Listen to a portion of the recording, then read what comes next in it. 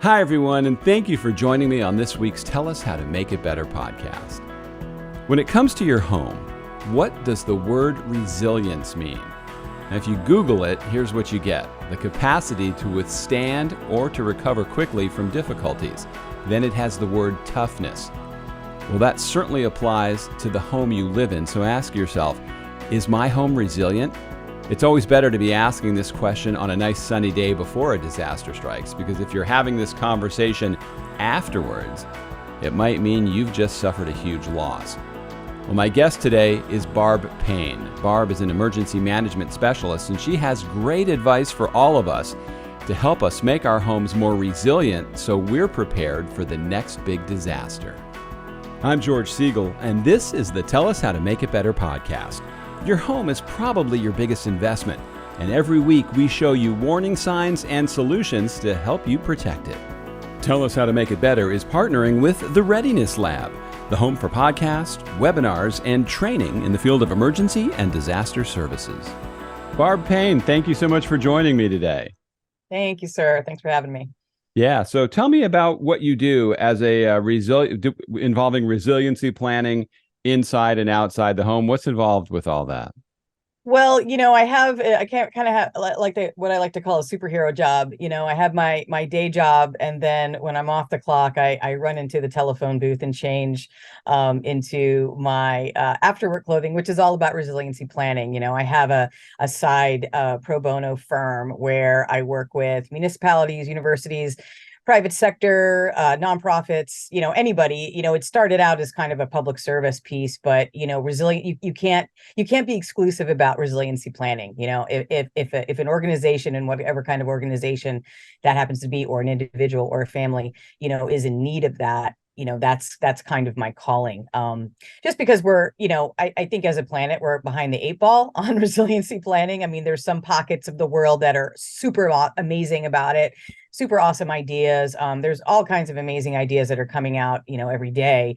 Most of them I'm finding are not in the US, unfortunately. They're startups in Europe or something like that, removing plastic from the ocean, all these, cool innovation ideas that are out there. But my day job is FEMA. And so, when you work for a federal agency, whether it's a disaster agency like the one I work for, or any other federal agency, I mean, I hate to use the word siloed, but you have a specific job when you work for FEMA.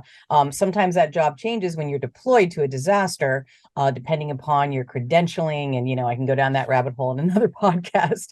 But we try to, put a piece of resiliency planning in everything that we do. I had a unique experience in Saipan, which is part of the Commonwealth of Northern Mariana Islands. And in 2018, Typhoon U2 hit. Not the first time a typhoon has hit that area, not the first time that FEMA has offered assistance. So major permanent housing construction, the first and only time that we attempted it successfully. So we built over 200 homes that were seismically sound, that could withstand typhoon force winds. And I got to learn how to build a house. So very exciting that I could work for an organization that offers that type of on-the-job training. And so I kind of became consumed with it. You really learn quickly what it takes to build a resilient home. Resiliency itself is such a broad term, and it covers so many things now. I think it means different things to different people. To some people, it's about environmentalist concerns. To other people, it's just making their home safe. I know there's a connection ultimately, but for homeowners, I try to focus it on what people can do to make their own individual situation better. And one of the main reasons is it takes forever to change building codes.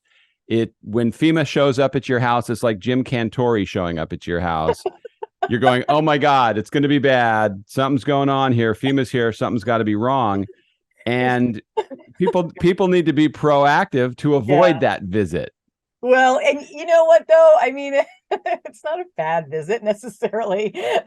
We have, as the years progress, we are more and more erring on the side of caution. We show up sometimes when there's no purpose for us be there weather-wise, right? It's like we know there's may not have anything major happen. We're going to show up anyway because we want to be there if it changes course, if something, happens in the interim, right? But I get you on that whole resiliency broad stroke, because when I talk about resiliency planning outside of FEMA, I'm talking about the whole kit and caboodle, from financial resiliency to physical resiliency, right? Home resiliency, auto resiliency. I mean, literally, I've talked about pet resiliency, every possible part of, a human being's life in a developed country, right? Because you're talking about developing, that's a whole nother conversation. And, I know I went down the rabbit hole in Saipan, but I brought all that stuff back with me, and I can talk about things like proper usage of concrete.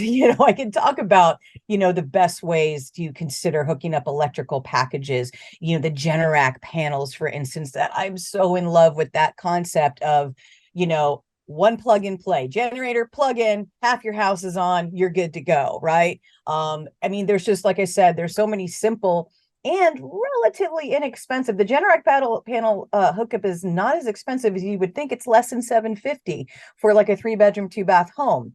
Oh, it's right? unbelievable how affordable that is. And I'm amazed how many of my neighbors here in Florida do not have them. And I think a lot of it is the price discrepancy. And I tell this story to a lot of people. When we moved in, I called, there was a guy driving around in a truck. His business was called Mr. Sparky. And I had them come out and give me an estimate for a generator. And it was close to $30,000. And I think it's because he drove up, he saw a nice house, and he goes, I'm going to stick it to these people. Well, it's a fraction of that to have a generator. And the peace of mind. Yes, it's like $2,000 at best for the generator and the Generac panel. Maybe it'll touch more with some labor involved. But I've gotten these quotes, and these quotes were just a couple of years ago. I mean, I know things change, supply, etc., staff shortages, but sure. And $2,000 to somebody that just bought a house that's considered low income can be expensive.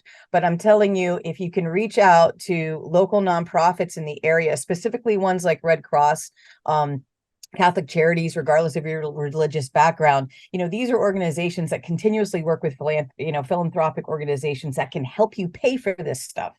So, again, if you don't know anything else, just think of Red Cross, right? Red Cross is everywhere. And if they can't hook you up with an organization that can help you, offset those costs, then it doesn't exist. But I'm telling you that they do, only because FEMA is leaning forward big time on low income, tribal nations, just neighborhoods and communities that need the most help. Right. And there's what they're called, VOADs, volunteer organizations assisting in disasters. And there's a ton of them, and there's a ton of money out there, and grant money. So if you're an organization that's like, we've got all this money, then, there's a lot of a disconnect between the money that's available, for these needed upgrades, and then having access to that money. And it's constantly been a barrier. I mean, there's bazillions of grant money that, goes unclaimed every year. Sure. But, when we're talking about home resiliency, tiny steps. I mean, I've talked about it before. I did during COVID, I did, like a 60-second, just quickie. Hey, this is what you can do around your house while you're at COVID, locked down, to get your house more resilient. I was working with the Emergency Management Network, and we were putting out videos every couple of weeks about that. And, for instance, I just moved my wood pile from next to my house. I feel just, I'm almost embarrassed to say, away from my house, because we're talking about home hardening. I live up against a hill. It's full of trees. I mean, when you think about how to have a resilient home, you really have to run the gamut on every type of disaster, whether it's a pipe breaking in your bathroom that has nothing to do with an earthquake or a storm or anything, to an actual natural disaster or a man-made disaster or terrorist attack. I mean, you really have to have that list of, okay, and I call it business and home continuity, BAH, B-A-H. It's a concept I've been working with for the last few years. I've done some webinars with some like-minded organizations. And really it's about, especially with the massive job loss that we saw during COVID and the massive layoffs that we're continuing to see, it's like, if you work in an industry where you can't necessarily know how secure your job is, whatever that industry might be, then you need to have a plan. And it's not an emergency plan. We know what an emergency plan is. That's 2 to 3 days, right? Oh my God, the power went out. It's going to be out for a few days. We had an ice storm, whatever the case may be, or a brownout because people are using their air conditionings way, way, way, way too much right now, right? But you have to have that plan for every single possible thing, because if your pipe breaks inside your house, you're going to make a phone call. Do you have the money for it? What happens to your carpet? What if it's your only toilet? These are the things you have to unpack every little thing. And when I And talk a lot about, of people, that pipe will break and they don't even know where to shut the water off yeah, to stop the water from coming into their house. So my yes, contention is that people are generally, they're just living day to day, and most people don't worry about it. Then all of a sudden the disaster might be rolling towards you if it's something like a hurricane. But when we're talking earthquakes, when we're talking tornadoes, when we're talking flash flooding, a lot of times you don't have any warning at all. And then it's too late to have a plan if you haven't made one. absolutely. Well, and you and I talked about this, online before we got together, but it's the concept of getting to know your home. Some people buy their homes and they never get to know their home, right? Every crevice, every pipe, every wire, every cable, understanding why, the power line that goes from the street to my house, what is that all about? Right? Or your sewer, I have a sewer line in my crawl space that's kind of at this kind of angle. And I'm like, talking to my landlord about it. And I'm like, this is why we have sewer problems, because your pipe is not going in the direction that it should go for the outflow. What's outflow, right? I mean, these are tiny little things to understand. Your house is a living, breathing machine, if you will. What are the pipes that coming out of the roof? Why do I need venting? Well, because your house is breathing, and so, I guess I challenge the listeners here that if you haven't gotten to know your house yet, take a weekend with your family and get to know your house. Go into the areas that you never go in. Understand, kind of like the interior skeleton of your house, because those are the things that will come undone during either a disaster or some kind of, home emergency, like a pipe break we were talking about earlier. But if you don't get to know your home, then you're not going to understand, like you were saying, when you have a contractor that comes by and is offering services that are like, 600% above markup, you're going to know what the difference is. You're going to know how much it costs to make these, repairs and whatnot. Maybe a Google search, maybe going to your local hardware store, going to a couple hardware stores, right? Everybody has their own opinion of how to take care of their home. So Well, I you guess that probably see you, and you balance, probably see this from FEMA, and so you see people right after a disaster hits when they're at their most desperate, and that's when the biggest dirtbags roll out and charge them $10,000 to throw a tarp on their roof, or a contractor comes in and says, "Assign your insurance benefits over to me, and I'll fix your house up." So what we're talking about is actually so much more important to think in advance. If you know your house, if you know all these things, you're going to be that much more ahead of the game when the disaster does come. right, right. And and there's so many different ways to get to know your house. I mean, if you're unsure where to start with the critical systems: water, sewer, electrical, right? Start there and understand what happens when one of those systems breaks or is temporarily unavailable. I mean, what backups do you have for all of those systems? Okay, flashlights are great, but if you don't have enough batteries, you know what I mean? It's like there's contingencies within contingencies within contingencies. And if you don't have what we like to say is one is none and two is one and three is better, I mean, that's a real issue. I take multiple battery, chargers with me whenever I go someplace, because you just never know. And it's not about working out of fear. Marketing shows that if you try to, throw a message out there that's full of fear and shock and awe, that's not going to, motivate people. I mean, you have to turn this into an adventure. It's your house. You're in debt for it. You had to do a lot to get that house. You have to do a lot to keep it. So get to know it, embrace it. It's your house when it's all said and done, right? But you know what But a yeah. lot of people, but what a lot of people say is that nobody told me. And I've probably had 100 things that have happened to me, and they always continue to happen. And it's very easy to say, well, nobody told me. But the bottom line is you're your last line of defense. If you don't do the work, you're not going to find out. So don't rely on what everything your builder is telling you. Don't rely on what the landscaper might be telling you. At least have some knowledge on your side so you know if they're leading you down a path that's just complete baloney.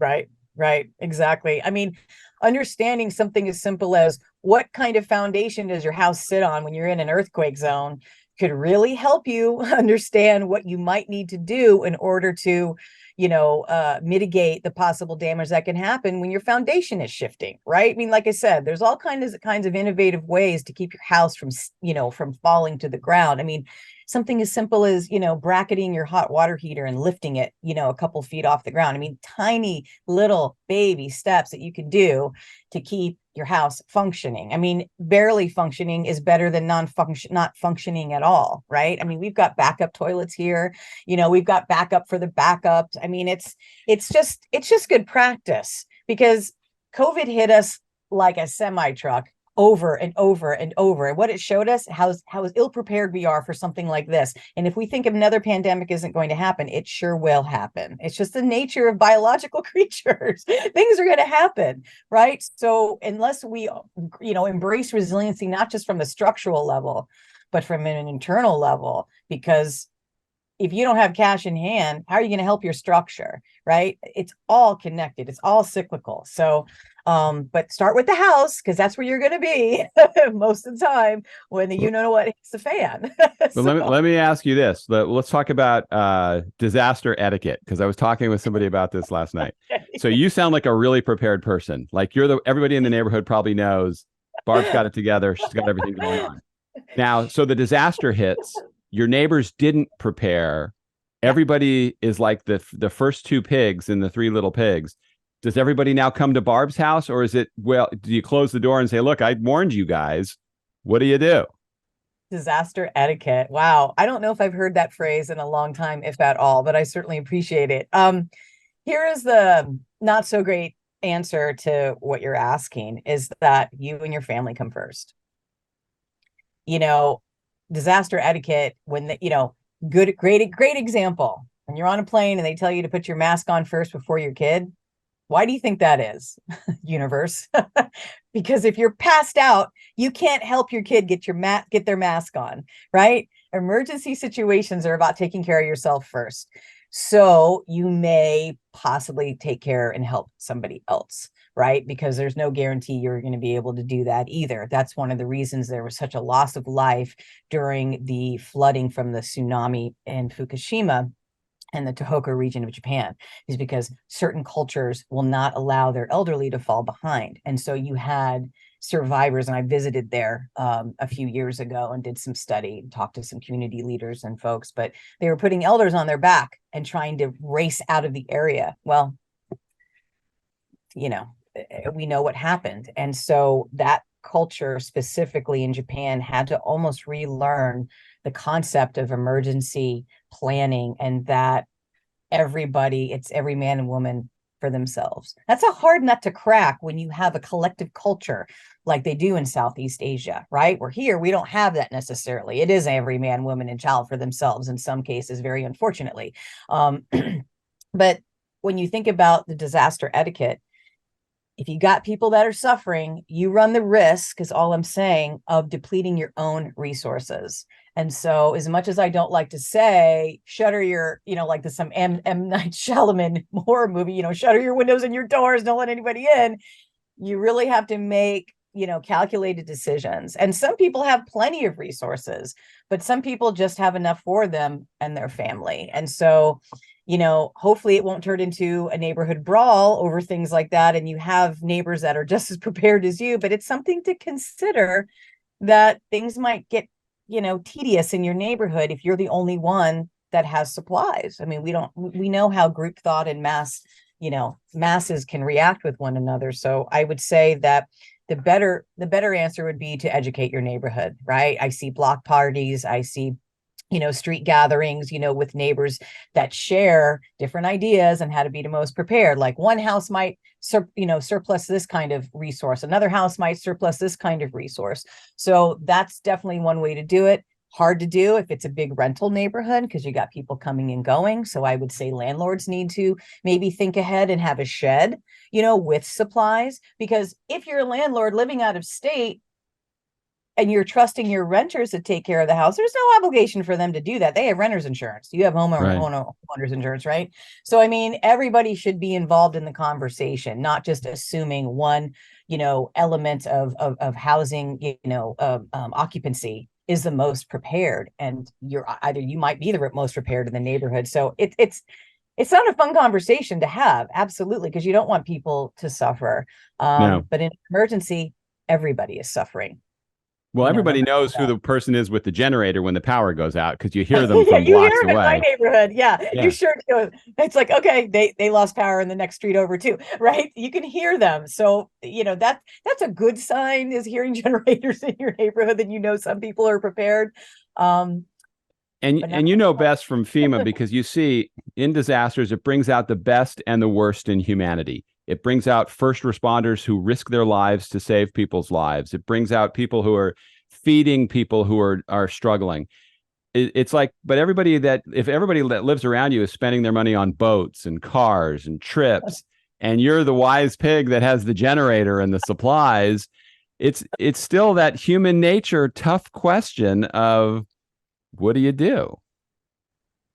you stay prepared, and hope that your neighbors are also prepared. That's, You I do. mean, And we say in my film, hope is not a strategy that's because right. That's you can get in a lot of trouble. Now, one of the things I saw that you do is you prepare for tsunami inundation. And when I used to work in San Francisco at a TV station, whenever there was a tsunami warning, they'd send a news crew down to the beach to cover it, which, if you Sorry. think about it, is the epitome of stupidity.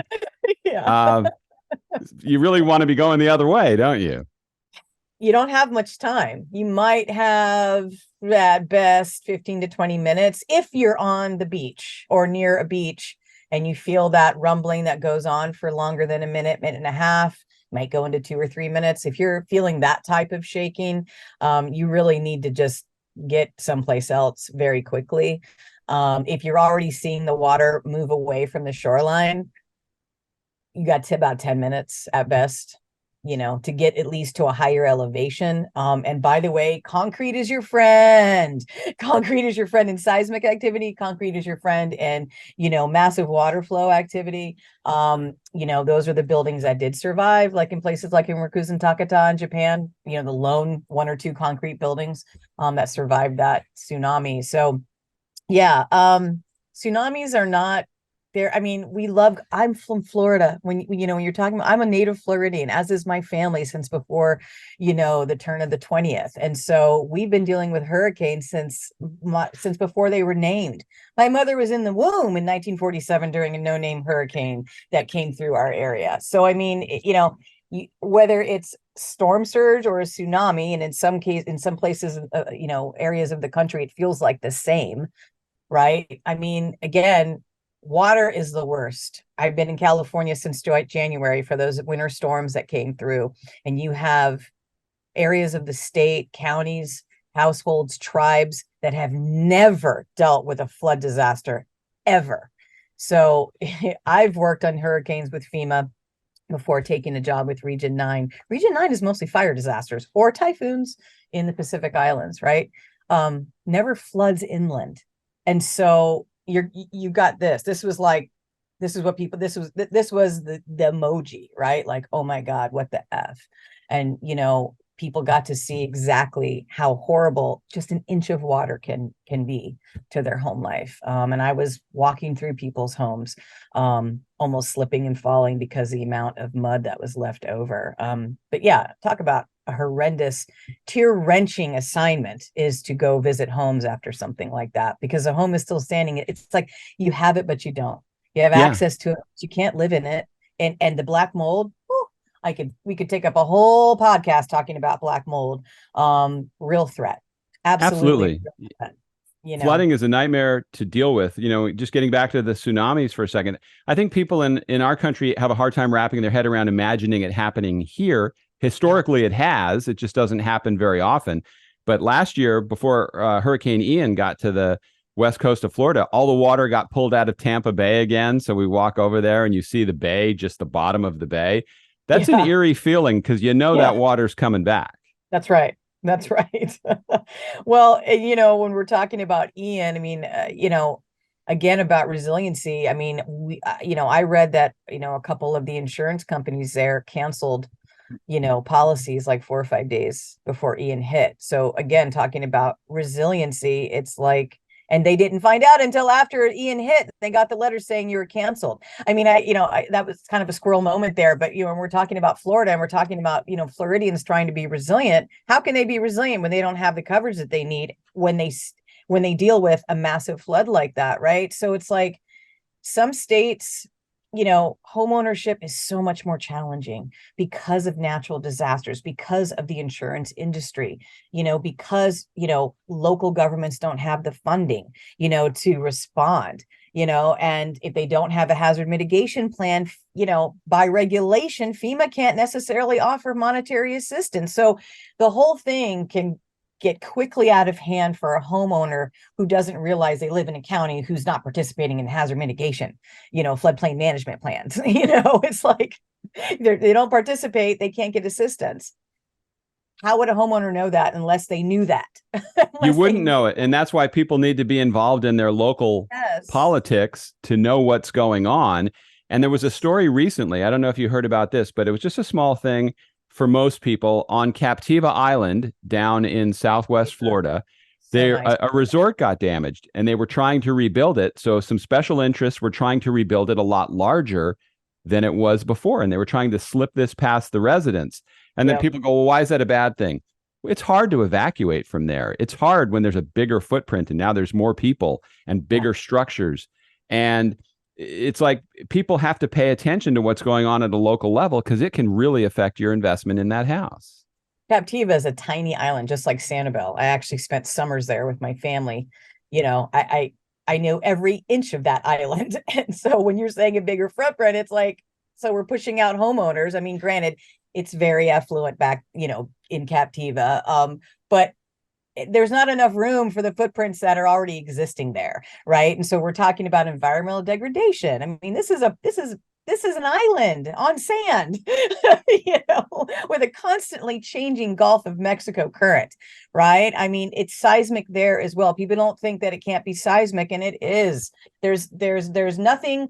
Every coastline, for United States of America can be affected by seismic activity. Every mile of coastline can be affected. Some obviously more than others, but that's a real issue. And people think, oh, I live in this state, so this can't happen. People need to stop thinking about that. Or there are some regions with FEMA that hardly ever get disasters.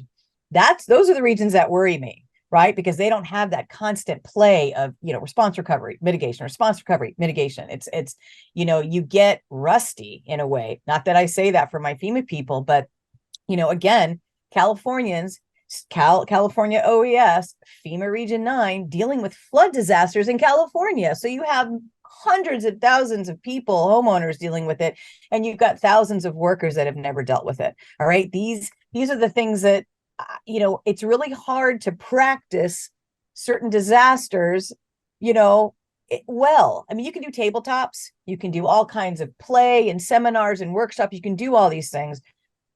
And they help. They absolutely do. And there are universities and organizations that offer those types of trainings for free. But when it happens to you, what you can't capture in training, there are good trainings out there that can capture some of it. But what you aren't capturing is your emotional response.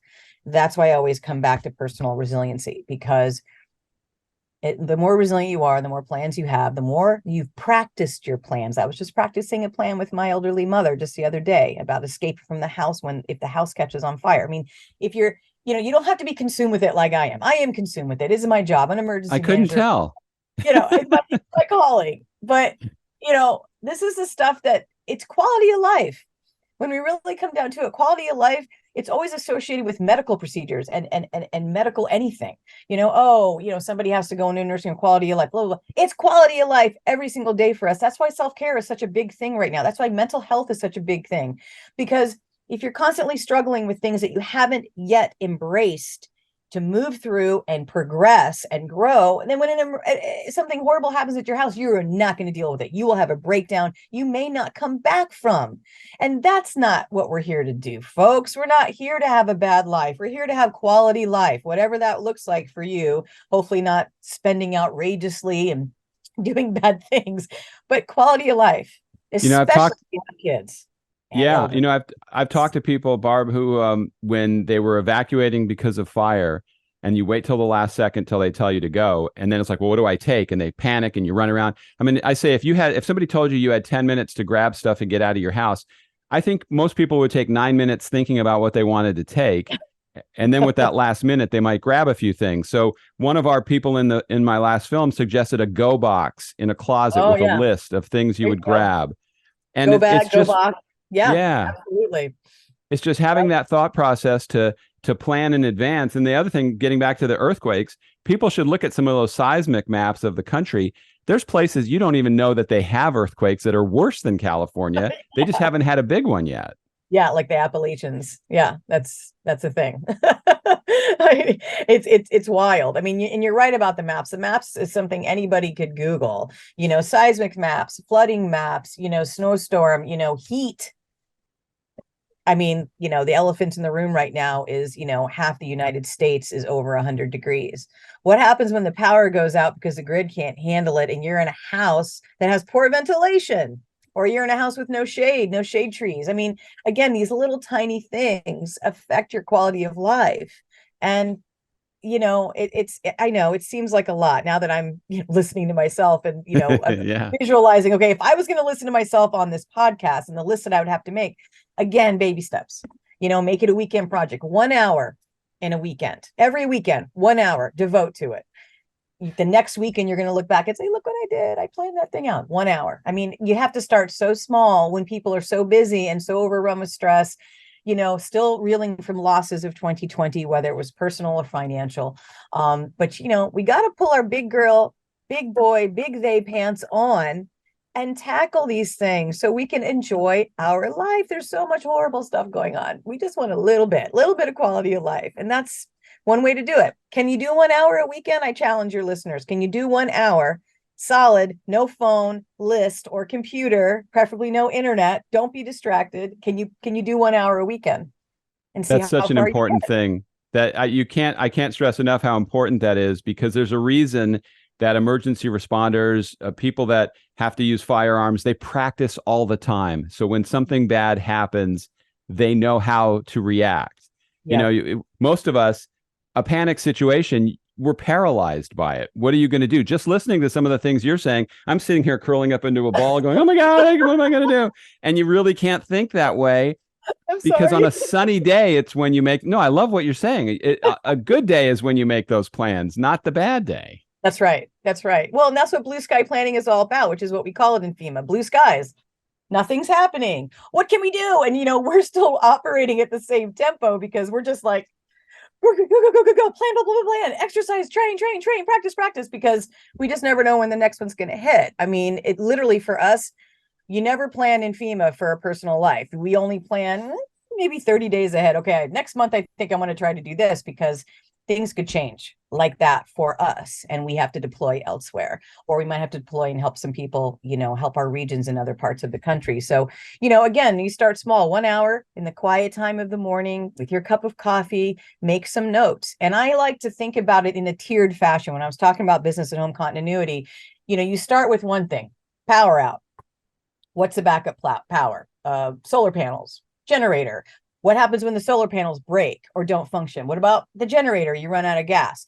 Everything has to have its own kind of subsections when you're making those kind of tiered ideas on a piece of paper where you can make your own contingencies. That way, you get to a point where, okay, I've exhausted it. I've exhausted every resource for the power outage piece of my home, right? And then you move on to the next one, whether it's air conditioning or heat. Do you have a fireplace? A fireplace can solve a lot of problems that you may not think it can. If you have power outages or it's wintertime or whatever the case may be, if you don't have a cooking element for some reason, how much gas, how much propane? I mean, eating is a really important thing. Water, really important, right? So, I mean, again, you start with those basic needs, power, water, food, toilet. I mean, for me, I don't need running water. I'm okay with having an emergency toilet where I can get bags from NASA, these NASA companies, for astronauts, where you can go to the toilet, and you do a draw tie, you throw it in the garbage, and it does this natural gelling thing. I mean, there's all kinds of cool stuff out there where you can survive, right? Not the greatest, but you can still survive until help comes, because that's the other elephant in the room, George, is the help.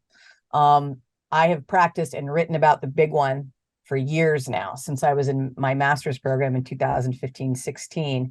And these plans, these big Cascadia big one plans, you're not going to get help in a couple days. You're not going to get it in a couple weeks. You may not get it for months, because if you've got a state like Oregon, where you've got the coastline with the tsunami that could come in and inundate the Columbia a little bit, it's not going to flood Portland, but Portland's going to go through the earthquake that causes tsunami.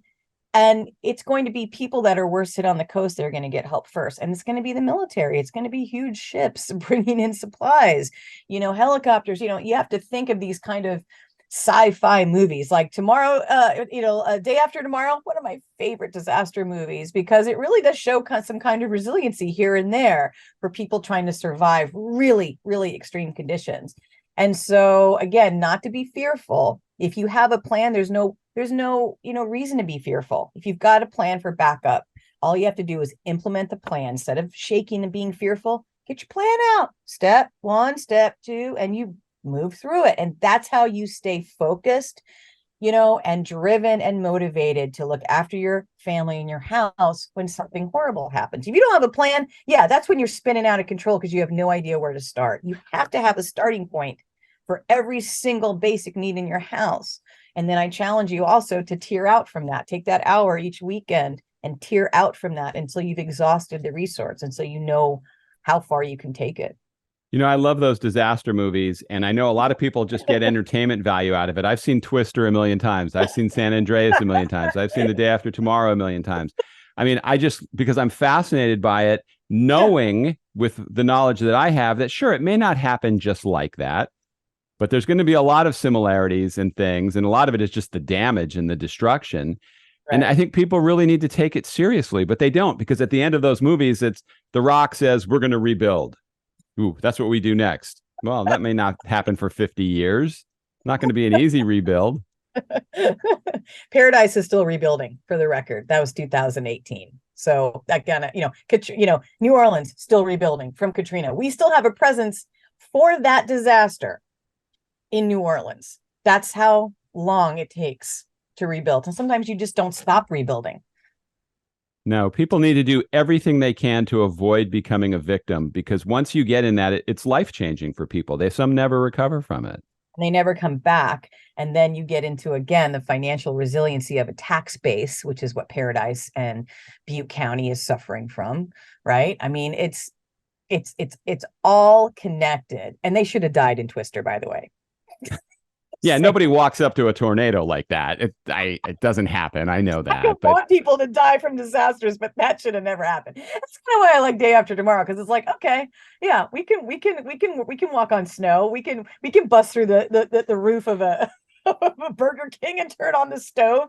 I mean, again, these are the things. I have an elderly person in my household, and I have a pet. It's not just me, right? I've got to think about, and the temperature difference. She gets colder quicker than I do. Okay. My pet, I've got emergency food stash, right? I mean, these are just little tiny things. Again, that hour a weekend, to think about. And yeah, you might think, oh my God, I have to buy all this stuff, and I don't have the money just to go out or hit Amazon or hit a garage sale, if you will, or Craigslist, to get this stuff. But again, that's where don't let that frustration get to you. An hour a week, purchase one thing a weekend, whatever it might be.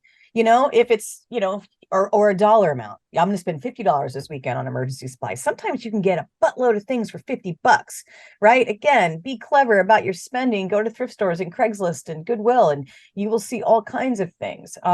So, if you don't, and that's a plan to have a plan, that's what that hour a weekend is. Because if you're not planning to have a plan, we all know how it's going to work out, and it's going to cost you more in the end. I mean, there's so many statistics.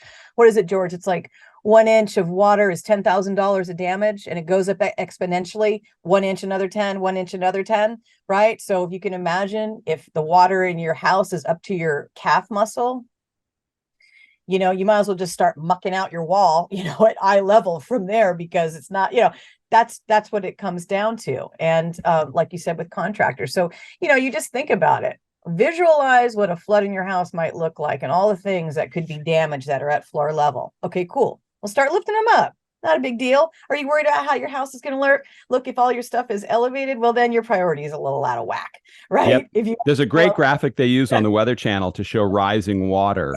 I love that. I Yeah. love that. Yeah. They have those, it's like 3D and they're like Uh-huh. standing.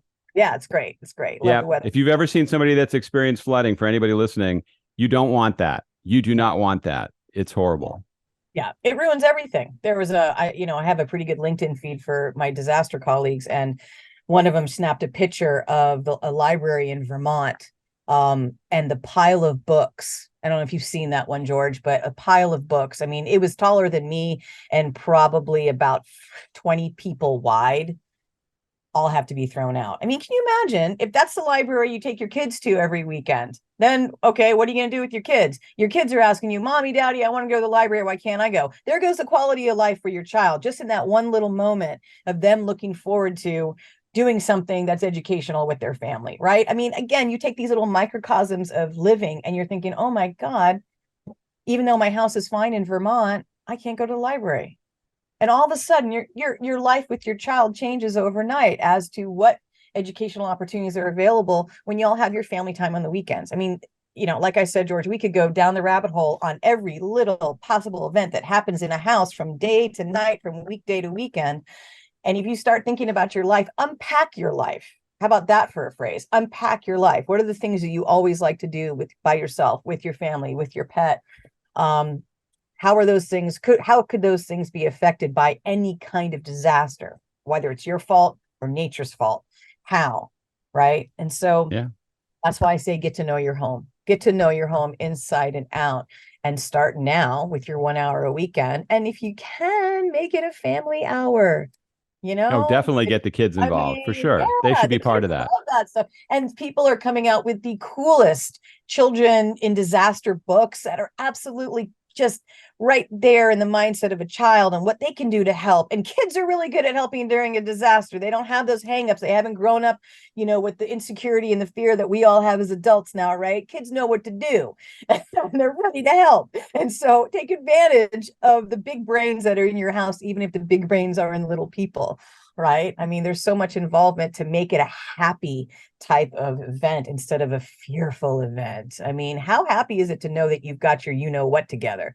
You know what turns me on, George? People that have it together, organizations that know what they're doing, plans. And by the way, disaster people sometimes don't like that word plan, but I'm sorry, it is a plan. It's a plan to do the right thing and to protect your family and to protect your home. Period, bottom line. You want to call it something else, call it something else. Workbook, exercises, whatever. But, again, plan to plan 1 hour a weekend and see how far you can get. And $50 a weekend, can you spare that? I think you can. You've scared the hell out of me today, but you've also given me so much great information. And I hope people take this to heart, because I am 100% on board and agree with everything you said.